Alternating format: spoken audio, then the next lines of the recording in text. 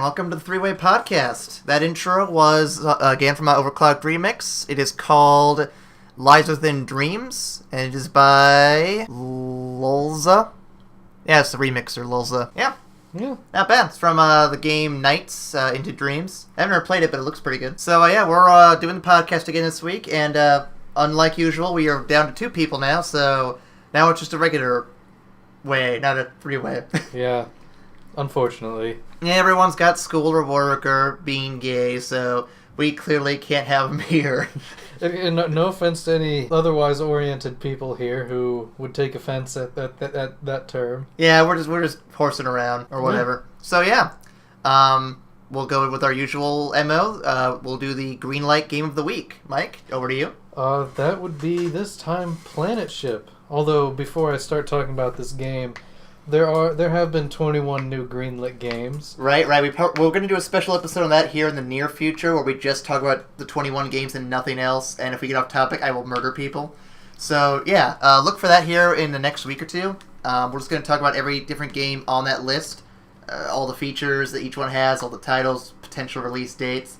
I might even try a couple of them out. I don't know if any of them have demos available yet. So. And hopefully we can get through that in one podcast. Yeah, I'm sure we will. Like I said, as long as we just stick to this is the title, this is what it is, and this looks kind of cool or looks kind of shit, and then move on. Yeah, keep it simple.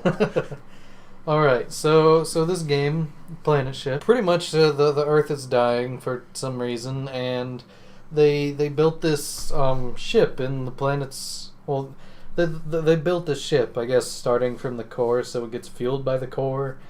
But somehow it steers the ship around through space. And by ship, I mean the entire Earth is turned into the ship. And in the game, your point of playing is you pilot this around through space, going through portals. Like the portals, like wormholes or warp gates, whatever. Yeah. Okay. So some of the features of this game, it's an audio reactive environment, so... so it's kind of like a Splinter Cell, one of those games where if you make noises... I'm assuming that's what it is, or if you make noises, the game will react to your noises? No, I believe it's more things might, move according to the music that's playing at the time. Oh, okay, so it's more like... Or different, like, whatever's on screen might affect the music. I'm not sure exactly. Okay. I would like to see that play out. I want to see what they kind of mean by that. There's some tutorials in game lets you know how to play, like a lot of games do. Which, is nice. As long as, they're not, like, tutorials for the completely inept people. I will say, like, one game I would have liked a tutorial for was Minecraft, because jumping right into that without knowing what I'm doing kind of makes it hard to know where to start. Yeah, a little bit. Like, I mean, you were there to help me out, because we were doing, like, a LAN game, but it was just kind of disoriented at first, just to be like, okay, I'm in the game. Where do I start? Do I dig up shit? Do I chop down shit? Do I murder stuff? What do I do here? Shout out to Michael. Shout out to Michael from Rooster Teeth. Rooster Teeth. Yeah, he had no idea what he was doing. he saw iron for all the time, beat it up with his fists or even with like a wooden pickaxe. Had no idea what was going on. Then eventually Ray, shout out to Ray, would point out to him, hey, that's iron, and he's like, what the fuck? I got off topic. Back to Planet Ship here. Yep. So as you're flying through space, you can scan planets you pass to find resources, which is apparently just food and thorium, which is your fuel. I don't really know how that works, but whatever. It's called thorium. Yeah. Oh, so like Thor from Norse mythology. Maybe thorium. Some worlds are populated, they might be populated with guys friendly or guys that just want to murder you because you look funny. That's how NPCs usually work. You can send people to planets to research stuff, now, do you play as those people, do you know? Or? I'm not sure. I think you just play as the ship and send them down there. So it's kind of like Mass Effect scanning thing where you just, instead of a probe, you just send a person. Yeah, maybe. I don't know exactly. Well, I mean, that's just kind of what it sounds like. But yeah, and then, they I guess, research alien technology when they're down there. You send stuff to planets to, gather your resources. You dodge, the evil aliens that try to shoot you in the face because they're douchebags. Or, you can try to get some peace or trade with them, whatever. Difficulty levels, not all games need them. Some games it's nice to have. Yeah. This, you got easy, so you can just relax and whatever. Or hopeless. I like the name of that, hopeless. Because I guess the game just kind of bends you over and has its way with you. That sounds painful. And I guess erotic if you're into that kind of thing. Yeah. And well, the point of the game is apparently you just try to find a good habitable planet for your people and drop them off. So it's sort of like a survival, but its main focus is exploration, mostly. I believe so, yes. And apparently you can actually go through a black hole, and I don't know what's on the other side of that, but it's strange, apparently. So, it's supposed to be strange, so there you go. I wonder if any of it has... it would be really cool if I went through this game and I saw a few Futurama references, because I watched a few episodes recently. And one of them is the newest episode, or not the newest episode, but like the first episode of the new set of episodes called Rebirth. And at the very beginning, the crew goes through like a wormhole when they're being chased by Zap Brannigan's ship, and they don't know where it's going to go. They think they're all going to die, and it ends up taking right back to Earth. Huh. I thought, it would be really cool if, you get lost out there in the middle of this game, like just exploring space, and all of a sudden you're getting pursued, and you find a black hole like that. It's like, well, I got nowhere else to go. Go in, it's like, oh, hey, I'm back on my home planet. Sweet. That'd be a cool reference right there. It'd be subtle, too. You wouldn't really catch it right away. Yeah. Oh. So, hey. All right. That was the green light game of the week, Planet Ship. Be sure to check it out, everybody. Here it's $4 on Desura, and if you want to check it out, you should. Yep. For those who don't know what Desura is, it's another digital distribution channel like Steam, but not as popular, I don't think. I don't know for sure, but I don't think it is. I don't know. I can find out while you say whatever you were going to say. Okay, well, speaking of references, I actually did a little research over the weekend because I was, one, bored, and two, because I was curious about something. The guy, Philip J. Fry from Futurama, right? Right. Well, apparently, he was originally going to be called, his name is an homage to something, right? It's an homage to Phil Hartman. Do you know who that is? I have no idea. Do you remember the character Troy McClure from Simpsons? He was the one actor who's like, hi, I'm Troy McClure. You remember me from such and such film as this or that. Nope. Well, he was a really big actor, both on that and in SNL. He was hilarious. He also did a few other characters in that show. Like, I know he did Lionel Hutz, the really corrupt lawyer. And he was originally going to be cast to play Zap Brannigan. But before he was able to take the role, he was murdered by his wife or ex-wife. I don't remember what it was. So Billy West, the guy who plays Zap Brannigan now, who also does Farnsworth, Zoidberg, and Fry, he plays it, and he tries his best. As far as I know, there's no direct saying that he is doing it, but he is sort of doing a Phil Hartman impression when he's trying to do Zap Brannigan. I always thought it was kind of cool, and I actually could see Zap being played by him, because very similar kind of characters there. I just thought I'd throw out the little thing I learned this week. Nice. Yeah. Well, looking up what Desura is, it's mostly like Steam, but it also works with Linux. So and I also hear that it has like mod support too, which I know Steam started with Steamworks, but I know Desura I think started first with like just various games. Like I know Neverwinter Nights, you can get mods through that on there. There's just not a lot of them. Well, the thing is, Desura, unlike Steam, is more based upon indie games. Whereas, Steam is getting into there, but Desura, that's what their primary thing is. And then they're also highly tied into the mod database community, since they're both run by the same company. Yeah. So yeah, there's that. Yeah, so I actually have Desura, and it's not too bad. I haven't found a major use for it yet, but I have no problems with it. So definitely not as intrusive or obnoxious as I've heard EA's Origin can be. Yeah, I've had a couple, issues with that where I'm playing a game and not on Origin or anything, and then for some reason, I guess my connection with Origin just timed out or something, and it just, has to minimize my game to pop up a message that says you're no longer connected to Origin. See, Steam will just pop the message up in the game, and then it'll kick you out if it's like an online-based game, like Left 4 Dead or something. Alright, well, I know we have a few other topics we need to talk about this week, or at least, I was interested in bringing up. First off, I just heard a news report. Shout out to news. Yeah, shout out to news. Apparently there's been some lawsuits going on with Superman in terms of like movie rights and how they can go about using him in films. And it was finally dealt with just this past week, I think, where they can now use Superman in any film they want to, regardless of copyrights or whatever, because they now own full rights to him, it looks like, in Warner Brothers. Oh, Warner Brothers, okay. Yeah.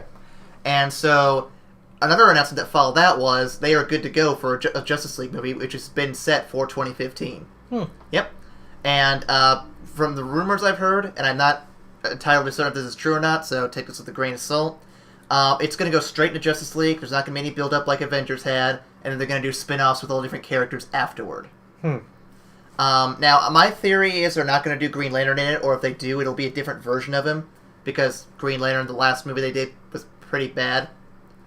I have to say... Both critically and financially, it didn't turn out well, and I'm pretty sure they want to stay away from that kind of thing as much as possible. And I wouldn't mind seeing Jon Stewart, the black Green Lantern we saw in the cartoons. I wouldn't mind seeing him in there. He'd be cool. Yeah. One thing I wouldn't mind seeing this series doing as well would be like a little more diversity. Like, wouldn't mind seeing Cyborg in there, because he's in the New 52's version of Justice League. Wouldn't mind seeing more women in there, like Wonder Woman or Hawkgirl, or more characters like that. I mean, they have a shot here to really do something big with some of these really classic, well-known characters. Hopefully they pull it off right. But, maybe they're just going to start it off slow, just like original Justice League or something. Yeah. I don't know. See, I'm just feeling like it's not going to be as good as the Avengers, and I'm pretty sure it's not, because the Avengers are pretty badass. I don't want to say that, because I have faith that some of those characters can do really well in movies. Like, I'd love to see a Flash movie. I think this might have been mentioned in an earlier podcast, but I would love to see that, because the character's fun, the powers are simple, where anyone can just jump in, like, oh, I totally get it, he's fast.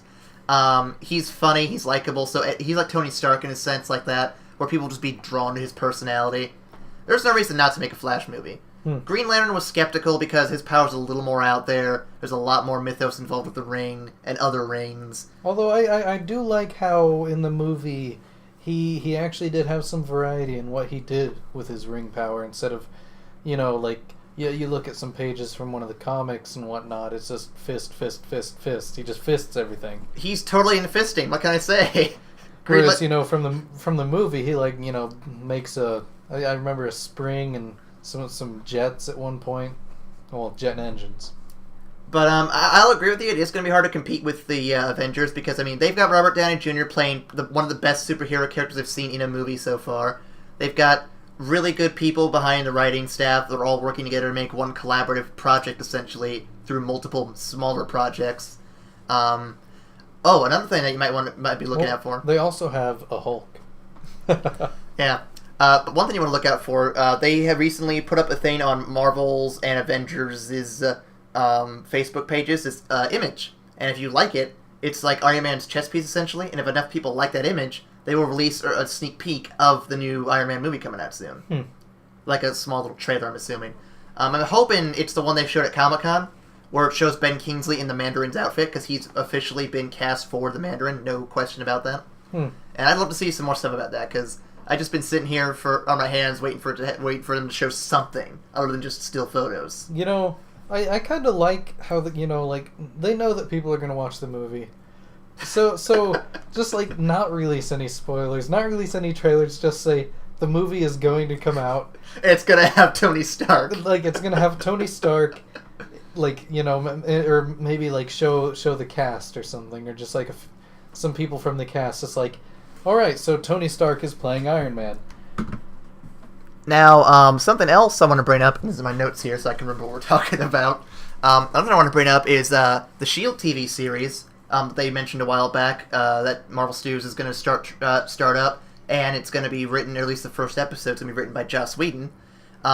Rumor is, Agent Coulson, the guy who died in the Avengers movie, spoilers, he will be making a return to that show. I don't know if he's back to life somehow. I don't know if it's a flashback. I don't know what it is, but his Or is the S.H.I.E.L.D. TV show going to be before the Avengers? I couldn't tell you for sure. But I do know another thing related to Avengers, on top of that, is Ant-Man has also been slated for 2015. And you can guarantee that they'll probably have some sort of hint to Ant-Man within an earlier movie. He might show up in Avengers before he does his own film. He might show up in one of the other Avenger prequel movies like Iron Man or Cap or Thor Dark World. He could show up anywhere, but I'm pretty excited to see where that goes. I kind of am, but I've never really liked Ant-Man. I mean, he's been portrayed pretty poorly, Okay, I think the way they portray him in the cartoons is probably the best way he's been portrayed. Well, yeah, because otherwise he beats his wife. Otherwise he beats his wife, and no one wants to have people beating their wives unless, they clearly deserve it, and it's like pretty they murder crazy people. for them to beat their wife and be a superhero. Yeah. And then when he became Yellowjacket, he became a dickhead.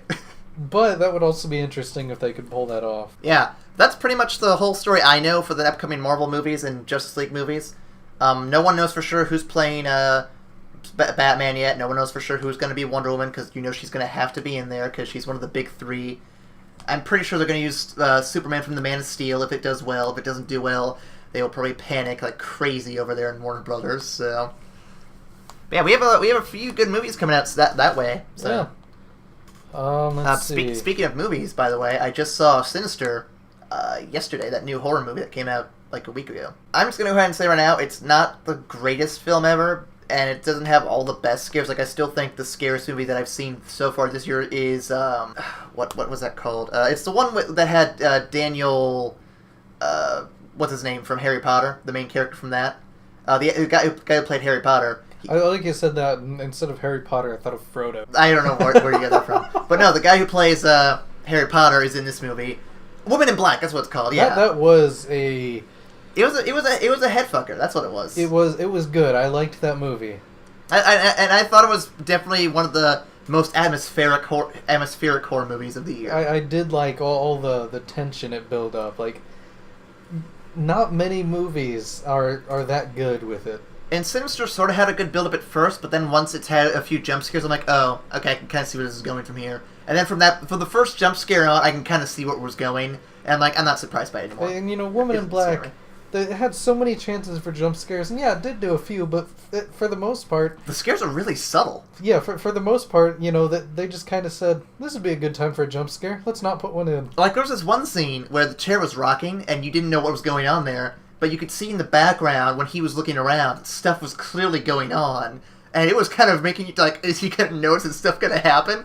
And that's what you really need to have in a movie, is just the tension build up in a way where your imagination makes it scarier than what's actually on the screen. And then that got me pretty stoked for that. So I feel like we should mention, the couple other things that we're dealing with.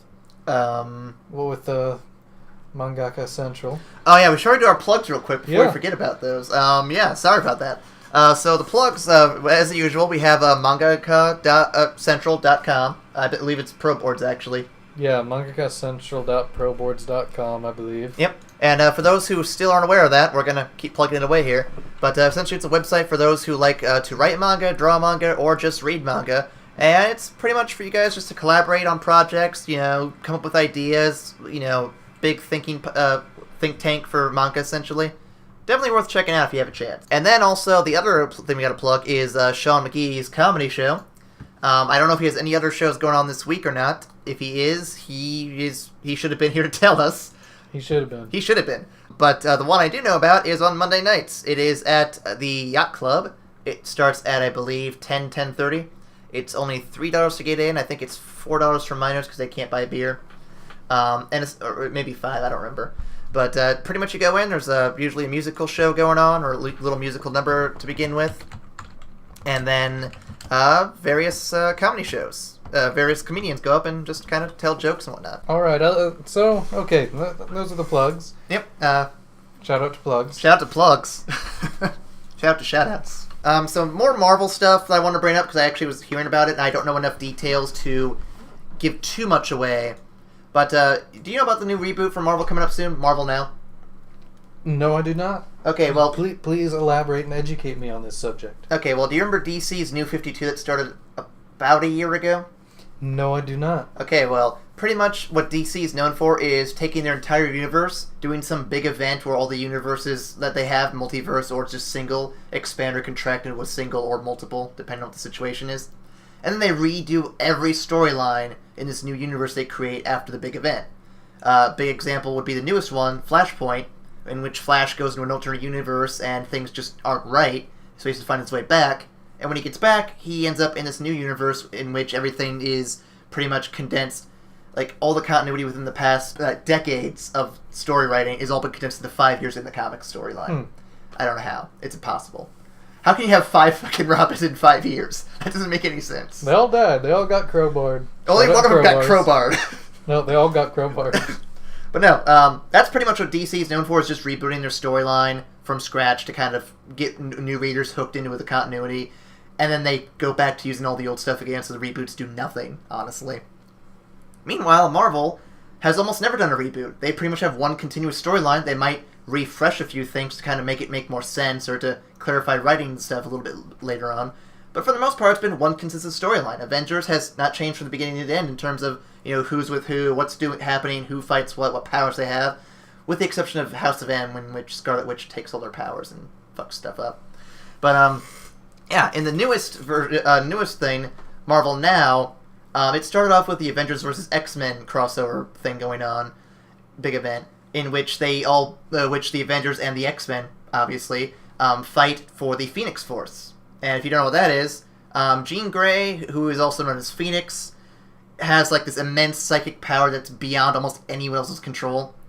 And everyone's fighting for control of that uncontrollable force.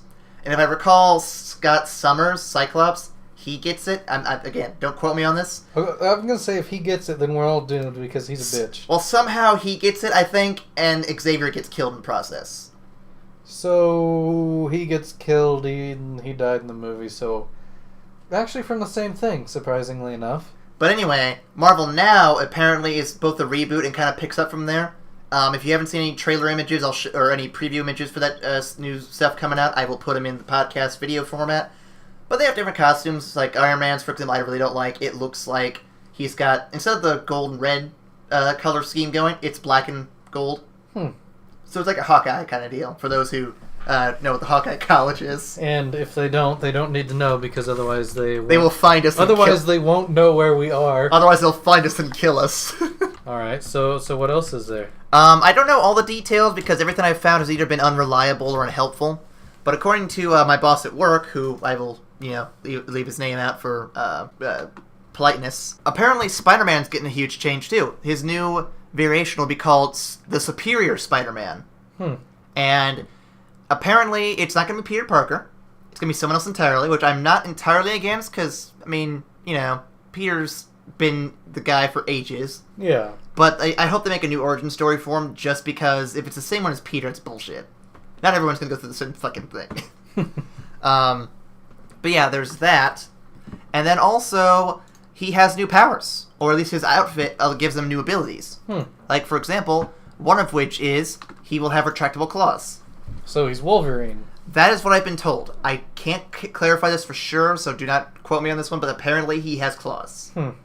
I'm going to be looking for images for this to show in the video, but yeah, that's what I've been told. And then apparently also in the X-Men, this is the only other one I've heard about, the original X-Men, Cyclops, Beast, Angel, Iceman, and Jean, apparently their earlier versions of themselves will be back in the current timeline of the series. So what about the current versions of themselves? I have no fucking idea. I'm so confused just hearing all this stuff. I'm trying to piece it all together, honestly. But yeah, that's been what I've heard for Marvel Now so far. I have an unfortunate gut feeling it's going to end up being hated by a lot of people. Probably. Because, for some reason, whenever they make a drastic change to Spider-Man, like, for example, when they got him married, people fucking hated it. And then they got rid of the marriage in some stupid retcon where he makes a deal with the devil, and people hated it. I think it's because people hate Spider-Man. No, it's just that people make these drastic changes to a beloved character, but they do it in the stupidest ways possible. Like, why don't you just have him get shot in the face, and that's the end of Spider-Man? Do you think people would hate that? I wouldn't hate it at this point. But, no, look at Iron Man, for example. They got him pretty much drunk off his ass to a point where he was like, they did a special called Demon in a Bottle, where his whole thing was trying to get over his alcohol addiction. And everyone loved it, because it's one of the best stories for Iron Man, because that works for him. Of course, I think people just like Iron Man in general now. Probably. Especially with Tony Stark playing the character. Yeah, Tony Stark playing Iron Man, Tony Stark as Iron Man as Robert Downey Jr. Totally the best actor in the world. Okay, so what's some other news I wrote down to keep track of? Halo 4 spoilers. Oh yeah, so Halo 4 spoilers. Have you heard about this yet? I haven't, although you might have mentioned it last podcast. I don't think it was out last podcast. I think it was just out right after. Well, I mean, it might be new spoilers, but... Yeah. But, pretty much, this is a few weeks old by the time this podcast goes out, actually, but Halo 4 is supposed to be coming out early November. I think on election day, like November 6th or 4th, whenever it is. And pretty much, a lot of the footage got leaked. A lot of the game got leaked because some people have access to the discs already. Not critics, but like just people. And they've been playing it. They've been putting videos up on it. They've been putting out spoilers. I don't want to spoil it here for some of the fans because I'm pretty sure they'll get pissed, even though I spoiled it on Facebook because I was a dick. But rumor is that something happens at the end that might mean the end of particular characters. I don't know for sure because I can't guarantee if what I've read is even true. Because I don't want to say who gets killed, if anyone gets killed, or anything like that. Although just by saying that, everyone already knows who you're talking about. But the thing is, though, I have no indicator as if any of this is true. For all I know, the stuff I've read is made up. People just putting... Because some people even said, we should just put out fake spoilers all over the place, just to kind of throw off the real ones, that way no one knows what's going on. Yeah, I mean, it's not like Dumbledore dies at the end. Dumbledore totally lives at the end. He actually ends up becoming the greatest wizard ever and kills Harry Potter. Yeah, because, I mean... Harry Potter's a bitch. Who needs Harry Potter? Dumbledore kills him and teams up with Voldemort and... They take over the world. Yeah. That's how the movies end. I know the books ended a different way. I think dinosaurs eat everybody. But whatever. That's how it goes down. Oh, so you like Walking Dead, right?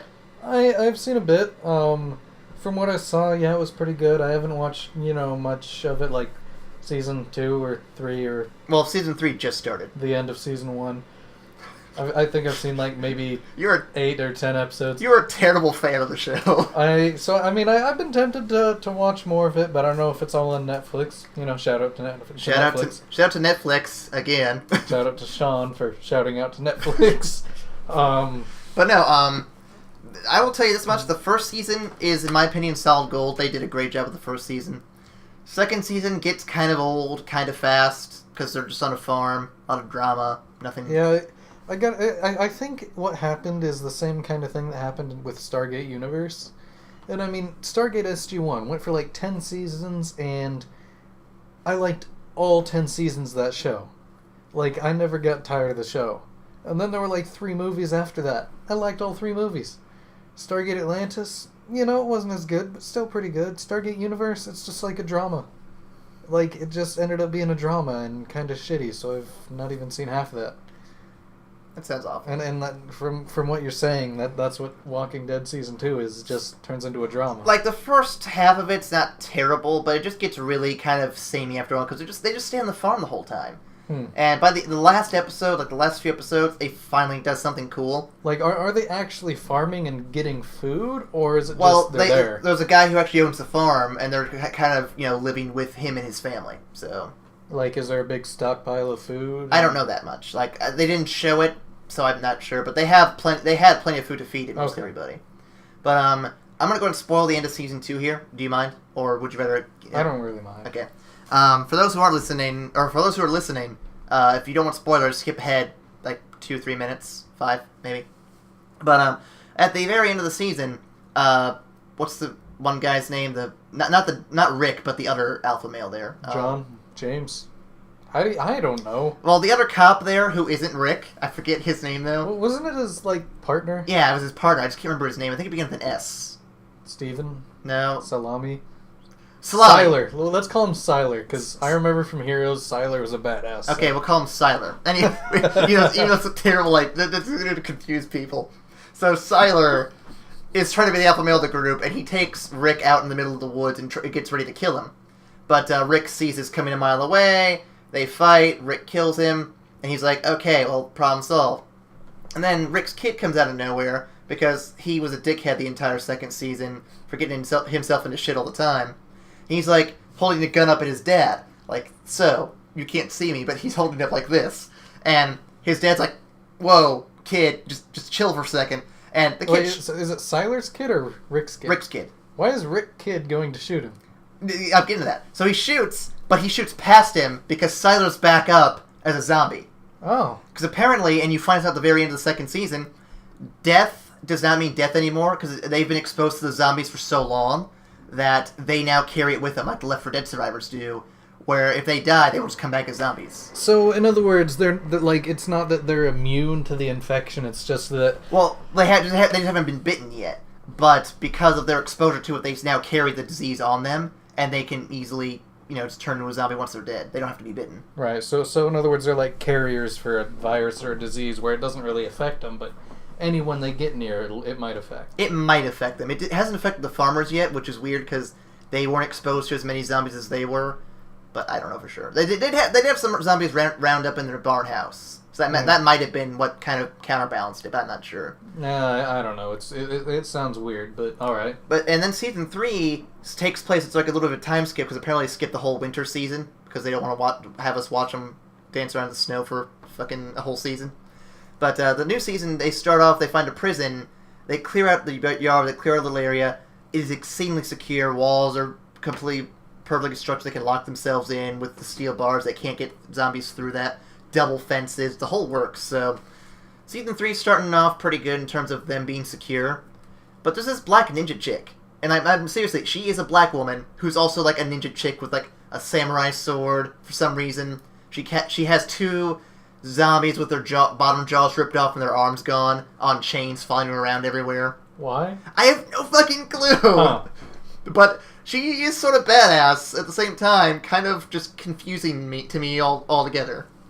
And I'm looking forward to seeing what happens when their paths cross, because I know it's going to happen, because they wouldn't show her otherwise. Sounds interesting. Yeah. Next episode should be up on Sunday. I'll be able to watch it Monday, probably. And I'm looking forward to seeing where it goes from here. It hasn't started yet, but American Horror Story, I don't think you've seen that show yet, have you? No, I don't. I didn't think it looked any good. Well, for those who don't know what it is, it's a horror story based around, the initial season anyway, was a horror story based around a house filled with a bunch of fucking ghosts and weird neighbors and all that stuff. And pretty much the family got haunted.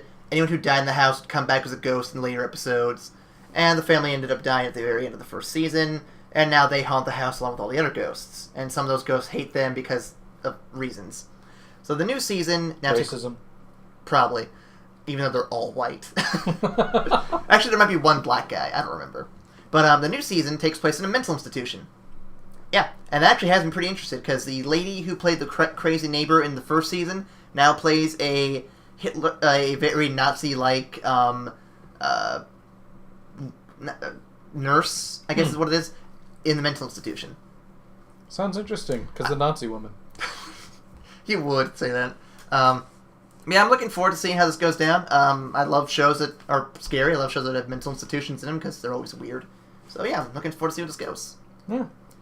Hopefully the intro sequence isn't as freaky as before, because that was a freaky intro sequence with all the dead babies and brains in jars, organs. Let's see, what else do we have on this list that we need to get through? Nothing. Oh, we got through. Well, we probably should mention the Game On for this week. Due to the lack of people here recording with us today... Shout out to people not coming. we aren't going to be able to... Well, actually, this is going to come out after the Game On we're supposed to do. So, the Game On you saw this week, obviously, wasn't Slender, because we didn't have enough people to record Slender like we wanted to initially. So we're going to go ahead and give you a little bit of a spoiler here. We have downloaded 8 different variants of the Slender game, including the original. And pretty much we're going to have, next week, if everything falls into place like it should, we're going to have all of us recording in different maps of the Slender game. That way we can't look off each other's run-throughs and use that as a way to get through it easier. And some of those maps, I've actually tested them a little bit just to make sure they work on the computer. They are fucking hard. Like, the original Slender game doesn't look too bad, right? There's one version where it's just a maze, like a literal hedge maze, and there's 10 keys, not 8 pages, 10 keys that you've got to find throughout the maze. And I don't know where any of them are. I found 2 by just random chance. So, I think downloading the extra maps will be good for people like you and me who've seen the videos of the original Slender. And, of course, just for the whole lack of cheating thing. Yeah. But for those of you who did see the Game On this week, it's just going to be me and Mike doing something. We don't know what yet. At the time of recording, we have no idea what we're going to do. But there will be something. I just feel like I should mention it, because, I found it. I showed it to you already, Aaron. Yeah. I don't know if our listeners, I was going to say viewers, but they can't really view us. Well, they're viewing the video podcast version, so... whatever. Viewers, listeners, people who are somehow associated with this podcast. The peeps of E-Vac. We play Minecraft. We don't sit here there and spend all of our all of our waking moments, but we play it, and There's this mod I found recently where it doesn't really change much of the game. Like, it's still Minecraft. It just adds new world generation types. Like, it slightly changes the default a little bit. And it adds in stuff where, say, back when the game was still in alpha or beta, the world generated differently. And, well, you can generate your terrain based on, alpha or beta. Now, I'm not sure if that brings back the Farlands or not. I imagine the alpha would, if anything. I'm interested to find out, because going to the Farlands was actually something really fun. Although, obviously, I only really did it with cheats, because, walking billions of blocks is... I'll man up and walk to the end of the fucking map. But, the Farlands, like, it's just pretty crazy. It's just the end of the world. It's not going to hurt your feet. but it's cool. Let's see. Then it also adds Survival Island, where it is a single island in this vast ocean. The island is made of sand, although underneath there's obviously stone and a few surprises. We don't spoil that. But it leaves you with a chest with a few sticks, a little wood, grass, seeds. One grass block, like 7 dirt blocks, a few seeds, and a sapling.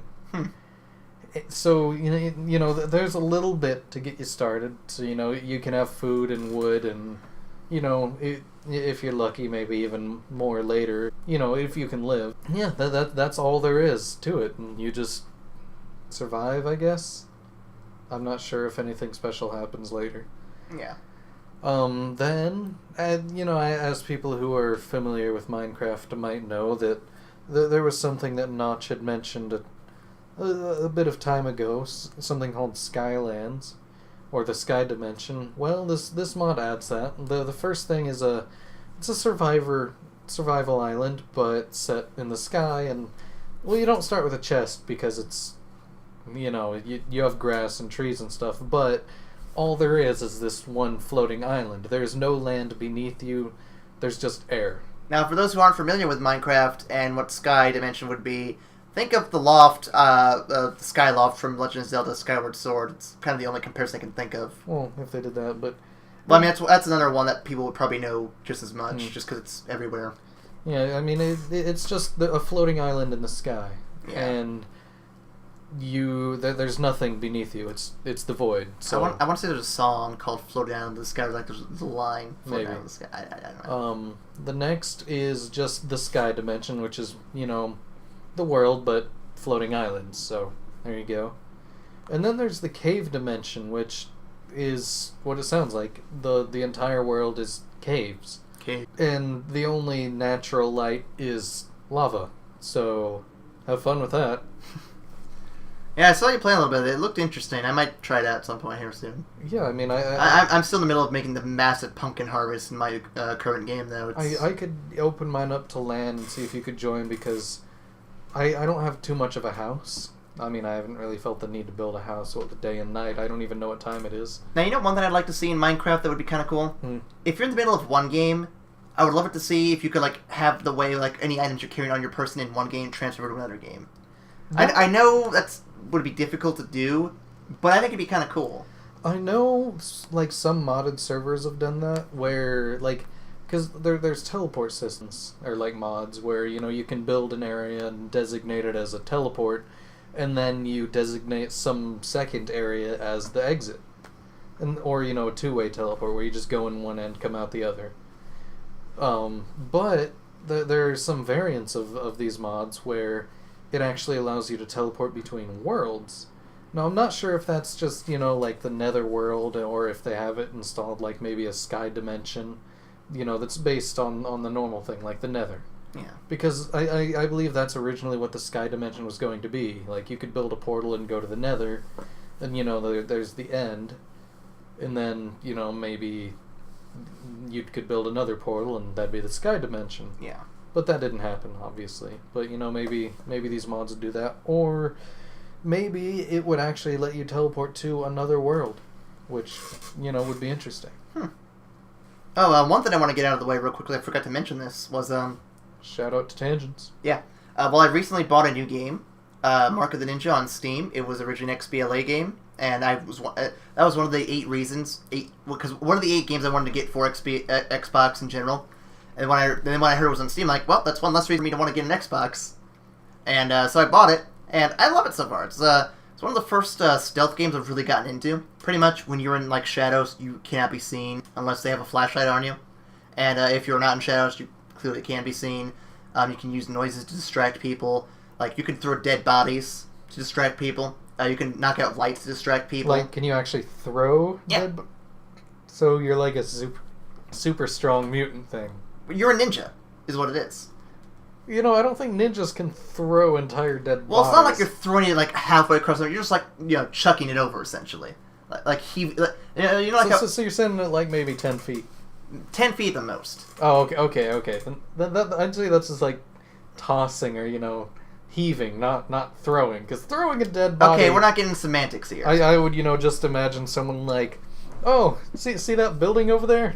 I'm gonna throw this dude and bust out that window.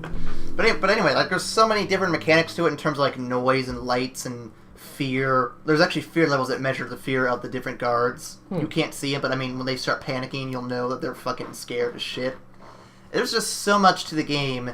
I've only played a little bit of it so far, because I haven't had time to play it because of my laptop, and I was with the family the past few days. But it's definitely a lot of fun, and if you haven't played it yet, I would highly advise checking it out. I actually have to install it on this computer still, but like I said, it's definitely one of the most fun ones I've played so far, and I think it might be the only new game I've bought so far this year, so it might end up getting my Game of the Year just because of that default. We'll see. No, I bought Spec Ops: The Line. That one also might win. We'll see. You sure? When did you buy Minecraft? Well, that didn't get released this year. Yeah.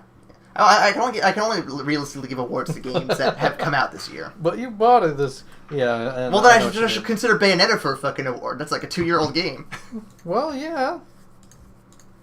But it is a pretty good game. It is pretty fun so far. But yeah, I think that is all I can think of on that end. Like I said, I recommend Mark of the Ninja if you have not tried it. It's a fun little indie side-scroller, stealth 'em up, stab you in the throat kind of game. If anything's comparable to Dishonored, where it's another stealth-based, stab him in the neck kind of game. So, check it out. I didn't think it'd be a side-scroller. I thought it'd be a 3D. Nope. You talking about Mark of the Ninja? You're talking about Mark of the Ninja, right? Yeah. Yeah, it's a total side-scroller. I initially got into it when I saw Michael from Achievement Hunter doing a video for it, where he was showing you, in one area, how to get all these different achievements. Pretty like you can stab a guy and throw the dead body, you can knock out lights to make people freak out, and all these different things in one little area. So it was kind of cool. And then I'm like, well, I want to get that because it looks pretty cool. And then Jim Sterling and Yahtzee and all these other critics have been like throwing it perfect scores and saying how great it is. So I'm like, well, now I really want to get it because everyone's saying how awesome it is. All right. Yeah. Is there anything else we need to cover this week at all?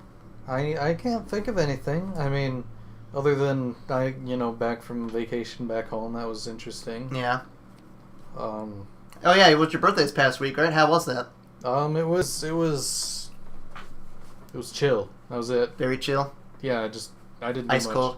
Nice food though. You want a cake? No cake. What the fuck, man? You got a cake. It has been a while since I've had any cake. I should buy a cake. I bought cupcakes at the Hy-Vee when I was home.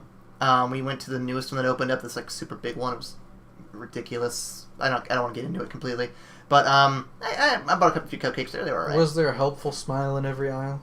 There was an old guy at the entrance. He was a heavier dude walking around with a cane, kind of limping. And as soon as we walked in, he's like, "Oh hey, how you guys doing? Do you eat a cart?" He's like a Walmart door greeter. And we're like, no, we're just kind of looking at it. And he's like, oh, okay. And my mom introduces me and says, I'm just, from out of town. I work at Hy-Vee, and they kind of want me, and he kind of, she wants me to kind of look around a little bit and see it. And the guy's like, oh, well, do you need a map? Because there's actually a map of this fucking Hy-Vee. Wow. Yeah. Is it that big that it needs a map, or just? I don't think it's that big, because I've seen Walmarts and Costco that are bigger. But it's a pretty big game. It's a pretty big store. Like, there's even a restaurant in it. A restaurant with an open bar. Wow. Yeah. That is pretty crazy for a Hy-Vee. For me, it's one of those places I wouldn't want to work at just because I think I'd probably end up hating it. I mean, I already hate the one I work at now, but I wouldn't want to work at that one and hate it more. Sounds interesting. Yeah. That's pretty much the story there. Yeah, the old guy was nice, but, came on a little strong with the whole delivery of helping us out, you know. We're just trying to come in, do our thing. Don't need to get all on us about that. Unless he wanted to get all on you. That's a little creepy and pedophile-like. Well, I'm not underage, but I mean the age difference. It would make me feel like he's a pedophile.